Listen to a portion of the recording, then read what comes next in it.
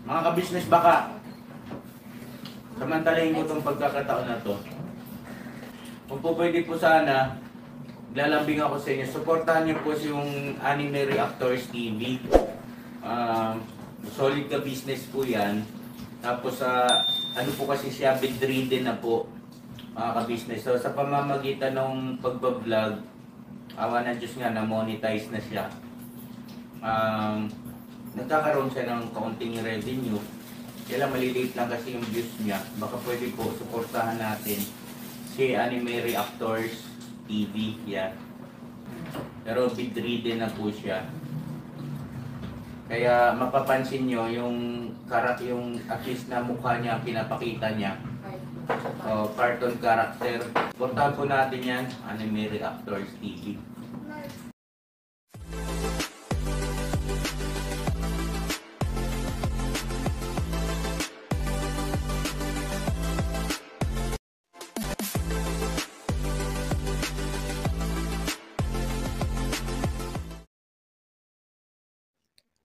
Hello guys, mapagpalang araw po sa ating lahat. Narito pong muli ang inyong lingkod, Anime Reactors TV. At sa mga hindi pa po nakaka-subscribe dyan sa aking munting channel, ay baka pwede naman pong makipindot na po na subscribe button. At makilike and share na rin po ng aking mga video. At patuloy din po natin suportahan ang Mag-amang Ka-Business Official at Papa Dins TV. At ganun din po yung kanilang second YouTube channel na Ka-Business Family.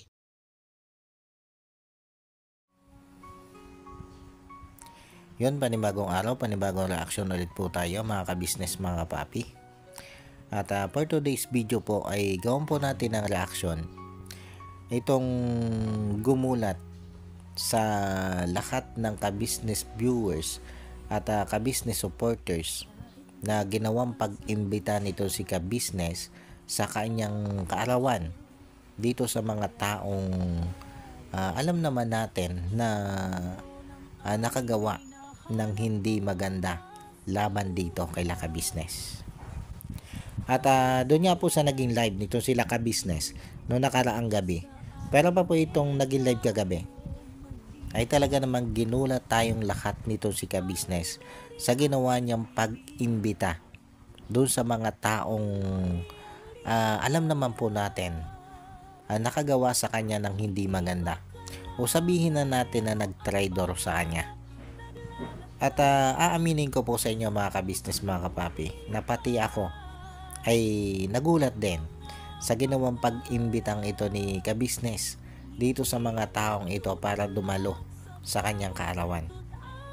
Dahil sabi ko nga ay batid naman natin kung ano yung mga ginawa ng mga taong ito dito kay ka-business para siraan ito si ka-business. Pero sa kabila nga po ng ginawa nila laban dito kay ka-business ay ito po si ka-business nagpapakumbaba at sila'y iniimbitahan niya po sa isang mahalagang araw para dito kay ka-business. Yun nga po ay ang kanyang kaarawan o ang darating niyang kaarawan sa September 28. At inisa-isa pa niya dito ang mga pangalan ng mga taong ito. At sinabi niya na pag dumalo ang mga ito doon sa kanyang gaganaping birthday party o sa kanyang kaarawan ay kakalimutan na niyang lahat ang anumang ginawang hindi maganda sa kanya ng mga taong ito. Tulad nga po na sabi ko kanina ay napakaraming nagulat sa ginawang ito ni ka-business. At ang comment section ni ka-business ay talaga namang napuno ng mga komento na hindi pabor sa ginawang pag-imbitang ito ni ka-business dito nga po sa mga taong ito. Dahil syempre mga ka-business, mga kapapi, hindi lang naman po si ka-business ang nasaktan nung traitor rin siya ng mga taong ito, kundi pati ang mga viewers at totoong supporters nito si ka-business ay nasaktan nung traitor rin ng mga taong ito si ka-business. Kaya naman nung marinig nila na iniimbita nito si ka-business sa kanyang birthday party, ang mga taong ito, ay marami talaga yung tumutol at marami din yung nadismaya sa ginawang pag-imbita nga po ni ka-business na ito doon sa mga taong trumaydor sa kanya. Dahil sabi ko nga po mga ka-business, mga kapapi, hindi lang kasi si ka-business ang nasaktan nung traidor rin siya ng mga taong ito. Marami dyan sa mga viewers na yan, marami sa mga supporters ni ka-business ang nanggagalaiti sa galit sa mga taong ito. Dahil sa kabila nga po ng napakagandang ipinakita sa kanila nito si ka-business, unang buong family ka-business, ay nagawa pa nilang traidorin ito sila ka-business. At dahil nga po mahal ng mga viewers at supporters itong si ka-business, ay sobra silang nasaktan sa ginawa ng mga taong ito. Kaya hindi din po natin masisisi yung mga viewers at supporters na sa ngayon ay nadismaya talaga o hindi pumabor doon sa ginawang pag-imbita ni ka-business dito sa mga taong ito. Pero mga ka-business, mga kapapi, para doon sa mga nadismaya at nasaktang mga viewers at subscribers sa ginawang ito ni ka-business, siguro po ay wag na lang natin pangunahan kung ano man yung naging desisyon ni ka-business na ito. Dahil hindi naman po siguro gagawin niya ni ka-business kung sa tingin niya ay hindi yun ang tama. Bagamat sa paningin natin o sa damdamin nating mga nagmamahal kay ka-business na nasaktan sa ginawa ng mga taong ito, ay talagang kagulat-gulat. Syempre, ang ginawang ito ni ka-business ay hayaan na lang po natin ito si ka-business. Dahil sabi ko nga, hindi naman po siguro gagawin ni ka-business yan kung sa tingin niya ay mali yung kanyang ginawa. Madami man po sa atin yung hindi sumang-ayon at talaga namang nadismaya sa ginawang ito ni ka-business. Pero tingnan na lang po natin ito bilang isang positibo. Dahil dito po natin makikita kung gaano kalaki at kalambot ang puso ng isang ka-business.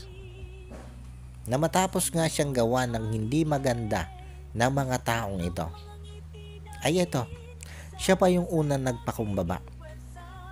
Siya pa yung unang nag-reach out sa mga taong ito para sila'y magkaayos-ayos. Samantalang ito mga taong ito, may ginawa ba sila para kausapin si ka-business? Para humingi man lang ng tawad o pasensya dito kay ka-business? Nahalip nga sila'y magpakumbaba. Ay alam naman natin mga ka-business, mga kapapi, na hanggang sa ngayon ay patuloy pa rin nilang sinisira itong si ka-business. Maliban na lang siguro dito kay Istong, dahil nabanggit naman ni ka-business na itong si Istong ay simula noong umalis sa kanila ay ilang beses na rin itong tumawag dito kay ka-business at kay Papa Dins at humihingi ng tawad. Umiiyak si Istong at humihingi ng tawad.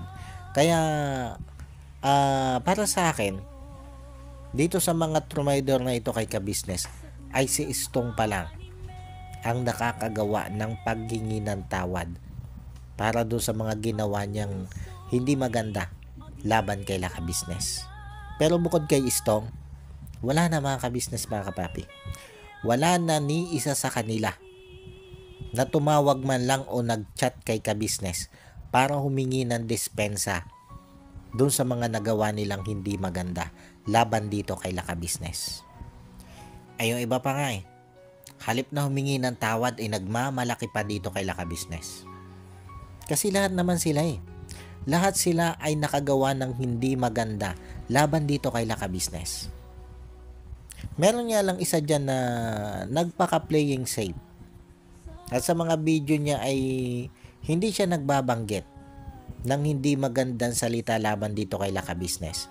Pero kung susuriin nyo yung kanyang mga ina-upload na video, pag may kaugnayan dito kay ka-business, pinagmumula ng bashing para dito kay Laka Business yung mga inia-upload niyang video. Dahil ang patukoy ng kanyang mga inia-upload na video ay yung makasisira sa imahe ni Ka-Business. Kaya naman kung makikita nyo o masisilip nyo yung comment section ng kanyang mga video, ang dami dong comment na binabash ito sila Ka-Business, na minsan nga ay below the belt na yung sinasabi ng mga basher. Pero ni minsan ba ay may ginawa siyang action para dun sa nambabash kay Ka-Business? Ni minsan ba kahit comment man lang para sagutin niya yung mga nambabash kay Ka-Business ay ginawa man lang niya? O kahit sino sa kanila, liban dito kay Istong, may ginawa man lang ba sila para idepensa itong si Ka-Business dun sa mga negatibong komento sa kanilang mga channel laban dito kay Ka-Business? Parang kung hindi pa kaming mga reaktor ang mag-i-screenshot ng mga negatibong komento laban dito kay Ka-Business para ipagtanggol itong si Ka-Business, walang mangyayari, walang magtatanggol kay Ka-Business. Na kung tutuusin, ay pwede naman nilang sagutin o replyan yung mga taong nambabash dito kay Ka-Business at ipaliwanag nila kung sino nga ba itong si Ka-Business. Ipaliwanag nila na mali ang interpretasyon nila dito kay Ka-Business. Dahil alam naman nating lahat na ang mga taong ito ay kilala si Ka-Business at alam nila kung ano yung totoong ugali ni Ka-Business. Pero kahit minsan lang ba, kahit sabihin sa comment section lang nila, ay naipagtanggol man lang ba nila itong sila Ka-Business dito sa mga basher nitong sila Ka-Business? Diba hindi? Nasa halip nga ipagtanggol nila, ay sila pa yung mismong pinagmumulan ng kasiraan nitong sila Ka-Business. Tapos sa kabila ng ginagawa namin pagtatanggol dito kay Ka-Business, ay sasabihan pa kami nito si Thinking Buddy na kami daw mga reaktor ang nakakasira o sumisira sa Ka-Business community. Paninira ba ng Ka-Business community, Thinking Buddy, yung ginagawa namin pagtatanggol kay Ka-Business? Sa ginagawa namin pagpuna sa inyo sa mga hindi maganda yung ginagawa laban dito kay Ka-Business? Alam ko naman kung ano yung intention mo kung bakit mo yan sinabi, Thinking Buddy. Kung bakit mo sinabi na kaming mga reaktor ang nakakasira sa Ka-Business community. Una, gusto mong impluwensyahan ang isip ng mga Ka-Business viewers at Ka-Business supporters na kaming mga reaktor ang totoong sumisira at nagiging dahilan ng pagbaba ng views nitong sila Ka-Business o ng channel ni Ka-Business. Ngayon, kung mapapaniwala mo itong mga Ka-Business viewers at mga Ka-Business supporters, syempre magagalit yan sa amin. Ibabash kami, mag-unsubscribe sa amin, at malamang ay hindi na rin kami panoorin. Yan yung isa sa intention mo. Tapos ang isa sa pangunahin mong intention dito ay ang paniwalain at impluwensya ng isip nitong si Ka-Business na kami mga reaktor nga ang nagiging dahilan ng pagbaba ng views nito si Ka-Business. At pag nagtagumpay ka sa layunin mong yan o sa intention mong yan, ay inaasahan mong tatanggalin kami ni Ka-Business bilang mga reaktor. Dahil kung sakaling tanggalin kami ni Ka-Business bilang mga reaktor niya, ay magiging malaya ka na dun sa paggawa ng mga content na nakakasira dito kay Ka-Business. Wala nang pupuna sa iyo dahil wala nang reaktor sila Ka-Business. Kaya lang, ay tila hindi mo din inasahan yung mga sumunod na mga nangyari. Na halip na ikaw yung paboran ni Ka-Business, ay kami pang mga reaktor ang pinaboran ni Ka-Business. Kasi alam mo buddy, hindi naman kami gagawa ng isang reaction video na alam naming makakasira sa Ka-Business community. Dahil ang Ka-Business community ay community din namin yan. Diyan kami nakapaloob sa community yan. At hindi namin sisirain ang komunidad na yan. Tapos ito na nga po mga ka-business, mga kapapi. Pagkatapos po ng issue na yan, nanahimik na kami mga reactor. At syempre nag-focus kami doon sa mga good reaction. Kaya lang mga ka-business, mga kapapi, ay may mga lumabas na namang issue. Laban na naman dito kay Laka Business, na nagiging dahilan na naman ng pambabash kay Laka Business. At ito nga po ay nagmula na naman sa mga upload video nitong si Thinking Buddy at nitong channel nitong si Ate LB at Kuya Renji. Kaya kami mga reactor, syempre, bilang reactor nga po ni Ka-Business, ay pinagsasagot po namin sa pamamagitan ng aming reaction video yung mga negatibong komento dito sa comment section ng dalawang ito. Maging yun nga pong naging komento doon nitong si Rick Aningat na mapanirang komento laban dito kay Laka Business, ay ginawan din po namin ng reaction video. Dahil naghahanap po kami doon sa comment section nitong si Thinking Buddy at nitong si Ate LB kung ipagtatanggol man lang ba nila itong si Ka-Business. Ay wala eh. Wala kaming nakitang pagtatanggol sa kanila para dito kay Ka-Business. At yung mga negatibong comment pa dito kay Ka-Business ay hina-heart nila. At yung mga positibo namang komento para dito kay Laka Business ay minsan biglang nawawala. Hindi man lahat, pero karamihan ng mga magagandang komento para kay Ka-Business ay dinidelete nila. At dahil nga po sa wala kaming nakita na kahit isang komento man lang nila o reply man lang nila doon sa mga basher ni Ka-Business para ipagtanggol itong si Ka-Business, ay kami na po yung gumawa ng paraan para ipagtanggol itong si Ka-Business sa pamamagitan nga po ng aming mga reaction video. Pero sa kabila nga po ng lahat ng mapanirang issue na yan na inilabas nitong sila Thinking Buddy, Renji, LB, Rick Aningat at nitong si Clarissa, ay eto si Ka-Business. Iniimbitahan nitong si Ka-Business ang lahat ng mga ito sa kanyang birthday party o doon sa darating niyang birthday party sa September 28. At ang dahilan ni Ka-Business ay ang magkaayos-ayos na silang lahat. Dahil ayon dito kay Ka-Business ay meron din naman silang pinagsamahan eh. Kumbaga ay kahit papaano ay may magaganda naman silang pinagsamahan. At yun yung tinitingnan ngayon ni Ka-Business, yung magaganda nilang pinagsamahan. At gusto na nga pong kalimutan nitong si Ka-Business kung ano man yung ginawang hindi maganda sa kanya ng mga taong ito.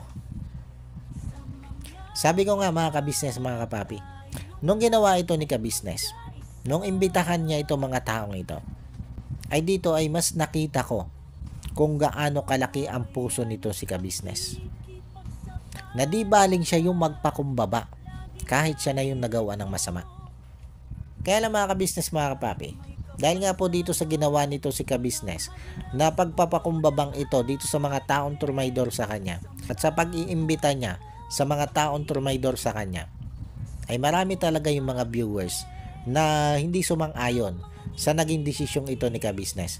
At marami din viewers na talaga namang nadismaya doon sa desisyong yun ni Ka-Business o doon sa pakayag na yun ni Ka-Business. At sabi ko nga, ay hindi po natin masisisi yung mga viewers na hindi sumang-ayon sa kagustuhan ito ni Ka-Business o dito sa ginawang pag-imbitang ito ni Ka-Business. Dahil syempre mga Ka-Business, mga kapapi, isa sila sa nasaktan sa ginawa ng mga taong ito laban dito kay Laka Business. Pero syempre mga Ka-Business, mga kapapi, ang higit nating irerespeto dito ay kung ano itong desisyon ni Ka-Business. At siguro po ay ang magagawa na lang natin ay umasa at manalangin na sana nga po'y magtagumpay itong si Ka-Business sa maganda niyang layunin sa ginawa niyang pag-iimbitang ito dito sa mga taong turmaydor sa kanya. At sana nga ay hindi siya magkamali o hindi siya muling magkamali sa mga taong ito. Bagamat alam nating masakit, doon sa kalooban nitong mga viewers at supporters na nagmamahal kay Ka-Business, ang ginawang pag-imbitang ito ni Ka-Business sa mga taong ito. Pero sabi ko nga po, ay unawain na lang natin ito si Ka-Business. Pero alam nyo mga Ka-Business, mga kapapi, ito opinion ko lang po ito At hindi po ito pagkontra doon sa pahayag ni Ka-Business na iniimbitahan niya itong mga taong turmaydor sa kanya. Ang sa akin kasi, hindi naman masama yung pagpapatawad At hindi din masama yung ikaw ay magpakumbaba. Pero yung makipag-ugnayan ka pa sa mga tao na alam mo naman na sa kabila ng lakat na magaganda mong ginawa para sa kanila, ay trinaydor ka pa. Ay para sa akin siguro wag na lang. Wag na lang siyang makipag-ugnayan pa dito sa mga taong ito. Okay na yung magpahayag siya ng kapatawaran para sa mga ito, para sa mga ginawa ng mga ito sa kanya. Pero para sa akin, ay dapat ay hanggang doon na lang sa kapatawaran yon. Pero alam nyo po mga Ka-Business, mga kapapi, itong ginawang pag-imbitang ito ni Ka-Business dito sa mga taong turmaydor sa kanya, alam nyo sa totoo lang, pag ito'y tinanggap nitong mga taong traidor kay Ka-Business na ito, itong imbitasyon ito ni Ka-Business, ay para sa akin ang kakapal naman ng mga mukha nila. Na yung mismong sa birthday party pa nito si Ka-Business sila pupunta, ay samantalang ang daming araw na pwede silang pumunta dito kay Ka-Business para makipag-ayos. Lalo't itong si Ka-Business nga ay nagbaba na ng kanyang pride. Nagpakababa na nga ito si Ka-Business. Kaya parang napakakapal naman ang pagmumukha ng mga ito na sa mismong birthday party pa ni Ka-Business sila pupunta. Di po ba mga Ka-Business, mga kapapi? Siguro mas okay pa sa akin kung ang mga ito ay pupunta dito kay Ka-Business bago pa man ang birthday party nito si Ka-Business. Pero yung mismo doon sa kaarawan talaga ni Ka-Business sila pupunta dahil imbitado sila, ay parang ang kakapal naman ng pagmumukha nila, di ba? Opinion ko lang po yan mga Ka-Business, mga kapapi. At pasensya na po Ka-Business kung ito po yung aking naging opinion patungkol dito. Paano po mga Ka-Business, mga kapapi, hanggang dito na lang muna ulit po. At sana po nagustuhan nyo itong aking reaction video na ito. At muli po ay maraming salamat po sa patuloy pong sumusuporta at sa patuloy pong nanonood sa aking mga nire-reaction ng video. Maraming salamat po. At sa mga hindi pa po nakaka-subscribe dyan sa munti kong channel, ay baka pwede naman pong makipindot na po ng subscribe button at makilike and share na rin po ng aking mga video. At bago po tayo tuluyang magtapos, ay gusto ko lang pong i-shout out itong sila Ma'am Nerissa ng New Jersey. Shoutout po sa inyo ma'am at maraming salamat po sa patuloy nyo pong pagsuporta at sa wala nyo din pong sawang panonood sa aking mga nire-reaction ng video. Maraming salamat po ma'am. At ganoon din po dito kay Ma'am Elena Capillo. Shoutout po sa inyo ma'am at maraming salamat din po sa patuloy nyo din pong pagsuporta at sa wala nyo din pong sawang panonood sa aking mga nire-reaction ng video. Maraming salamat po ma'am. At ganoon din po dito kay Idol Wakiwak TV. Shoutout po sa inyo. At shoutout din dito kay Jewel Channel. Shoutout po sa inyo sir. At ganoon din po dito sa mga magigiting na kagwang nito si Ka-Business na sila Kagwang Intoy Official, Kagwang Bay Papaya Official, Kagwang Buknoy Official, Kagwang Bornok Official, Kagwang Bugi Official, at Kagwang Bong Official. Shoutout po sa inyo lahat. At ganoon din po sa aking mga kasamang reaktor na sila Taong Gala, Kalingap Turak, Katangay PLC, MK Inday Okray TV, Mamplers Channel, Alminda Mix Vlog, Annalisa Reality Vlog, at Joyce 27 TV. Shoutout po sa inyo. At muli po ay maraming salamat po. And God bless po sa inyong lahat. Anime Reactors, shoutout po. Suportahan natin yan si Anime Reactors TV. Yan, pakisupport po natin. Siya po ay isang bedridden na mga ka-business. Check nyo po yung kanyang YouTube channel, Anime Reactors TV.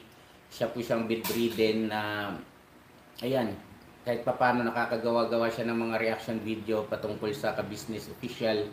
Suportahan po natin para kahit papano magkaroon siya ng revenue, may magamit siya sa pambili-bili man lang ng gamot, ano po mga ka-business.